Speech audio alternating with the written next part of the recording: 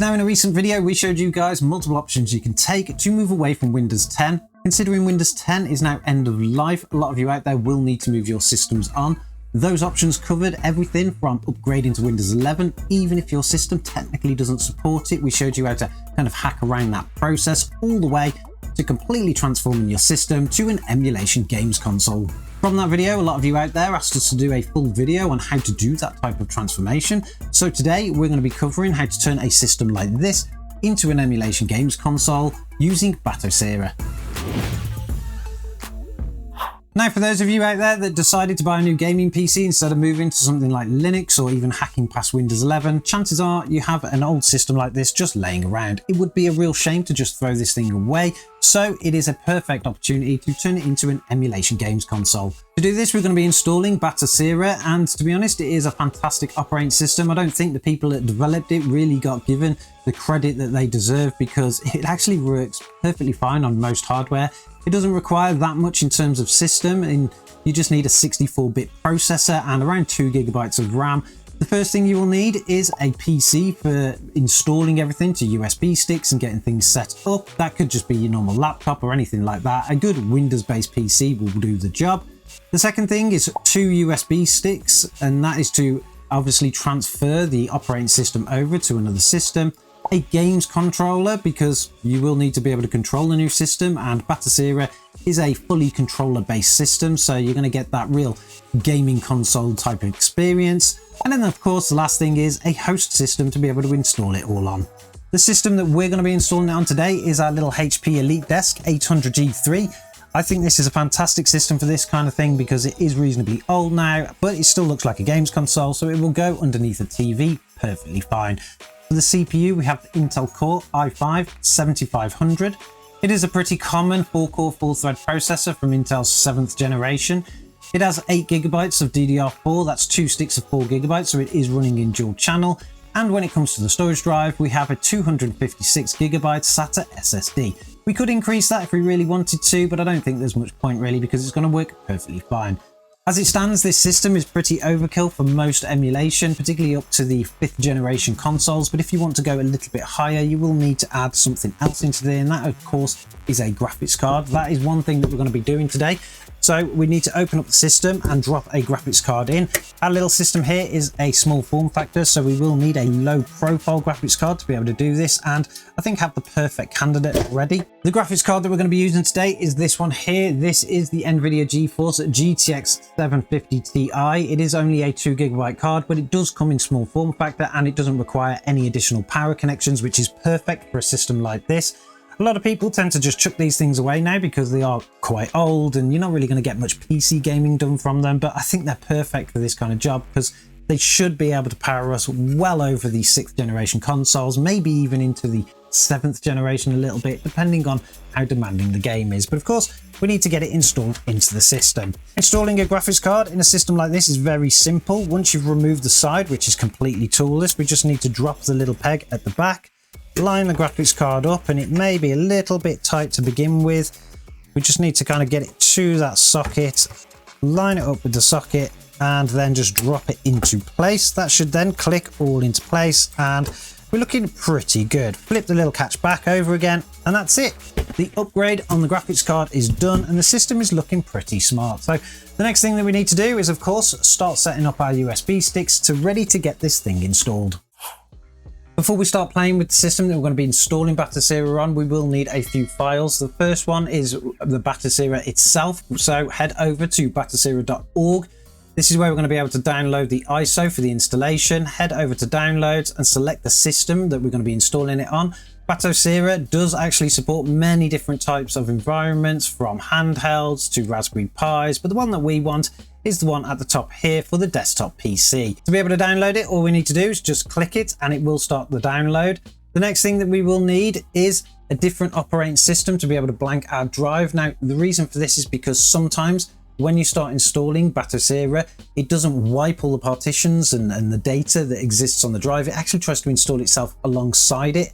And a lot of the time it's trying to find a free partition to be able to do that, and it's not big enough and you get lots of errors. So it's always better, in my opinion, to blank that drive first, delete all the partitions so that we are basically starting from fresh. This is an optional step and we will get there in the process, just so that you guys will know that that will solve that issue if you do fall into it. To be able to do that, you can use pretty much anything that you want really. You could take the drive out of the system, plug it into another and do it that way.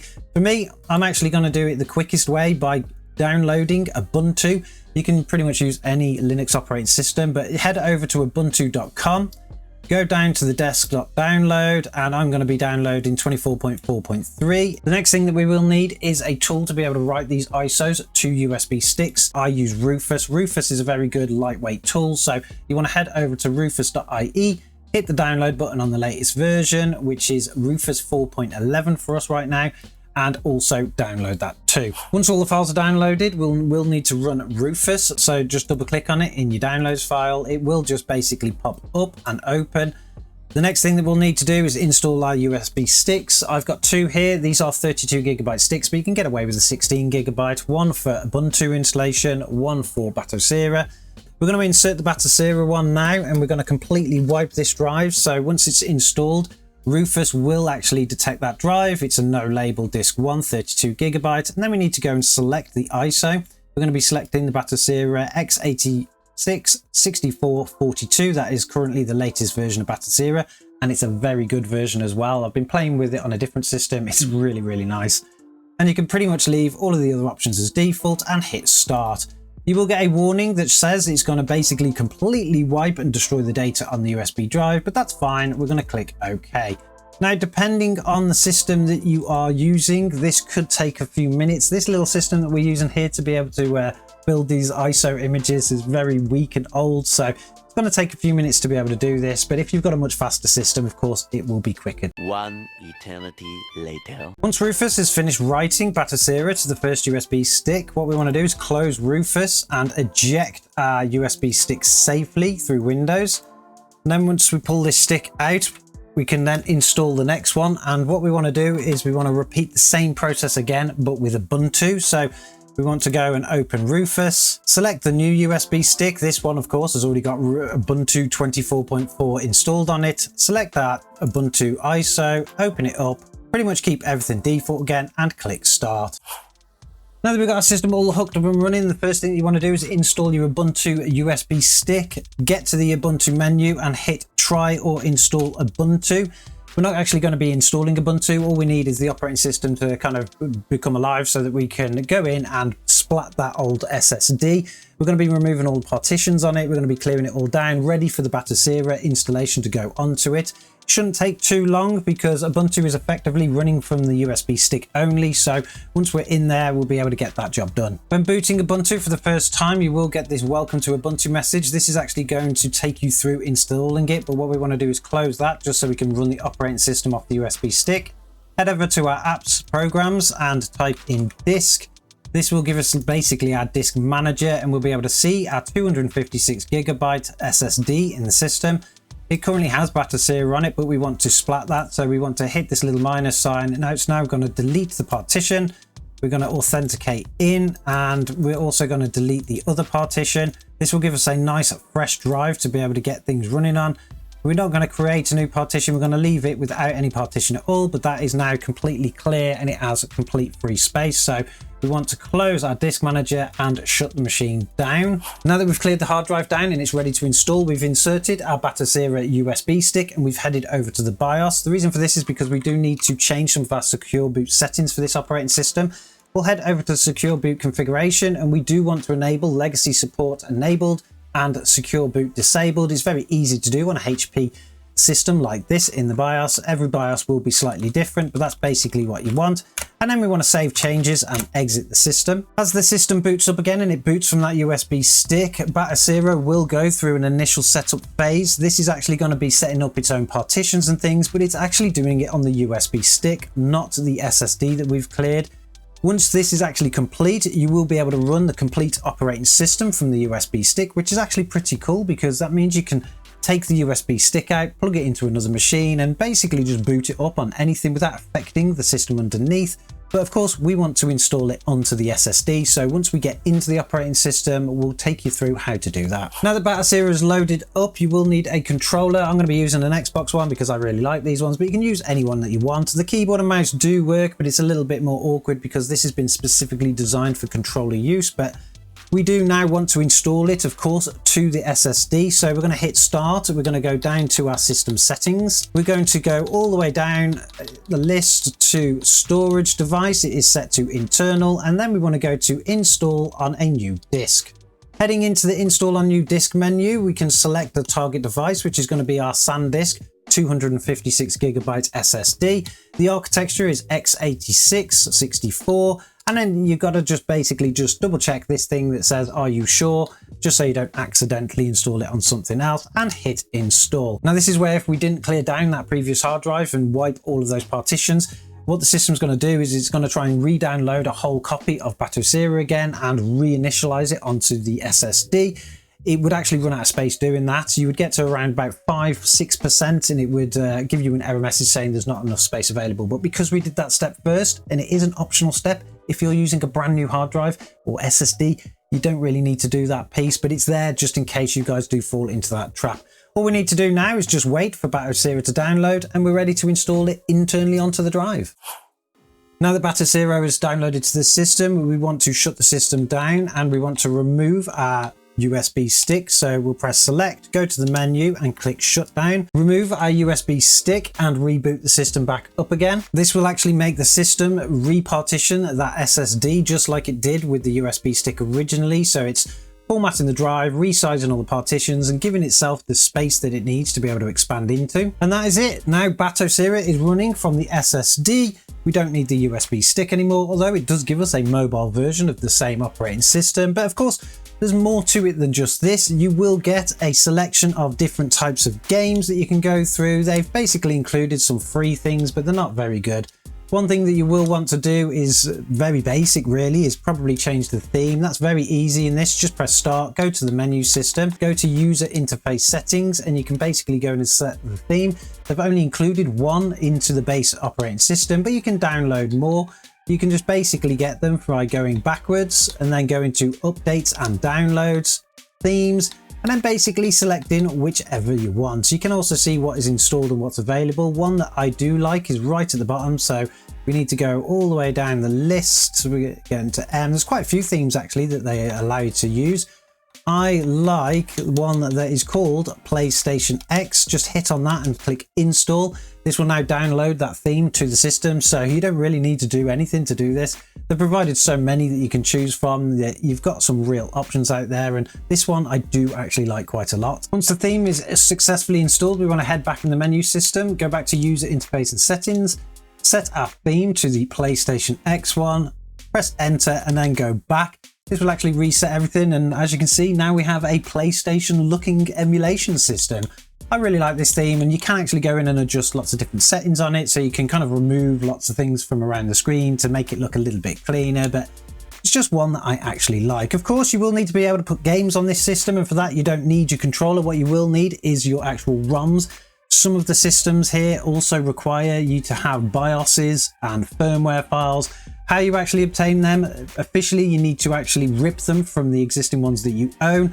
I've actually got a few on this USB stick here, so I'll show you the process of once you've actually ripped them, stuck the ROMs onto and the BIOSes and stuff onto a USB stick, how you actually get these onto this system. The first thing you want to do is actually just plug it in as via USB. It's just one of the easiest methods. You can use other methods like SSH into the box and stuff like that, but this is just a very simple way of doing it.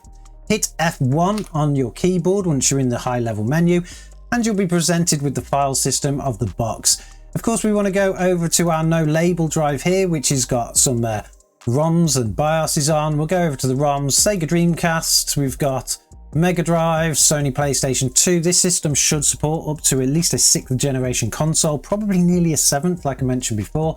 But the first one we're going to do, because it's the quickest and easiest, is Sonic the Hedgehog from the Mega Drive.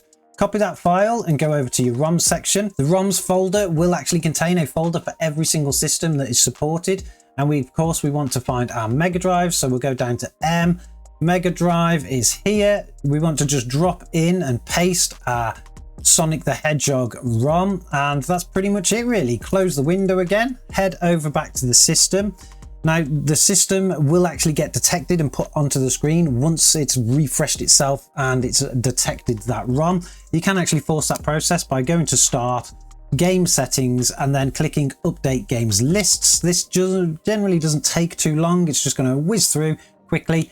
And then as you can see, we go across, we've now got Mega Drive in our list. We'll click on Mega Drive and we've got Old Towers, we've got Sonic the Hedgehog. So let's start Sonic the Hedgehog and show you that running.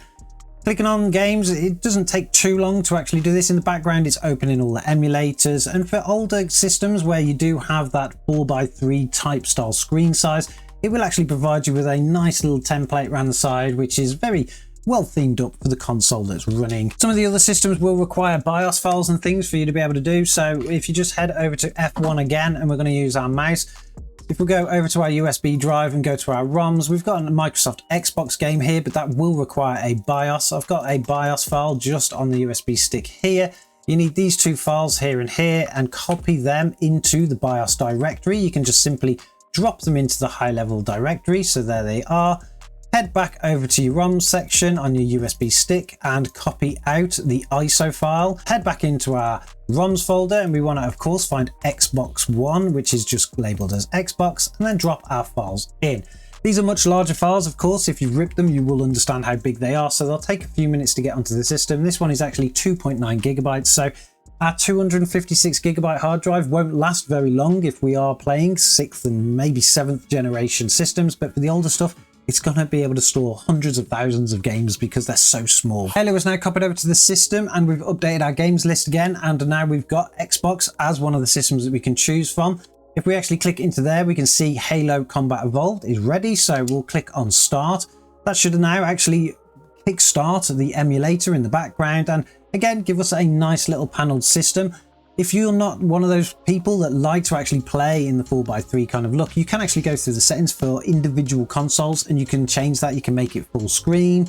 You can actually add lots of different effects and features. You can add even some type of upscaling for these older games to get rid of a bit of the jagginess too. It's actually an amazing system to use, but here we are. This is Halo, the original game on the original Xbox playing. I've got no save files, of course, so we'll just see if we can get into game.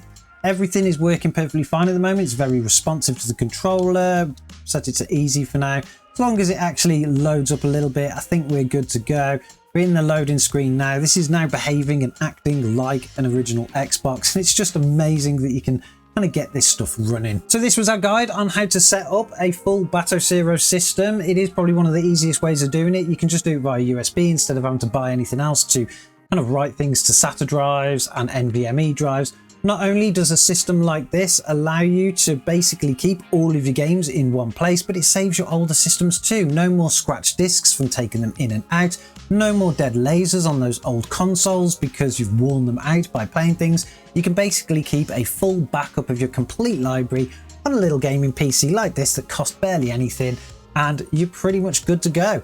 I think the developers of Batocera just don't get enough credit for the work they've done, because I've actually used this system over the years and it's completely evolved and it's just got better and better and better. They really do need a little bit of kudos. So if you are going to go out there and build a system like this with Batocera using this kind of method to be able to do it, make sure you give them a bit of credit online. You know, give them a nice thanks on X or something like that. But there we go. A full system set up with Batocera. Let me know in the comments below, do you already have a Batocera system running? If you do, are you using the latest version? Because it's much more nicer than the previous versions. I find it's just much more smoother. You've got lots more features. It even goes all the way up to PlayStation 4 emulation, which is amazing, even though it is kind of in its development stages, so don't expect too many miracles from that. Don't forget to subscribe to the channel if you like this kind of content. We are going to be doing more guides on different types of systems. We're going to be using our little HP system to build something else, another games console using a different operating system soon. You won't want to miss that. And I'm sure, as always, I'll catch you guys in the next one.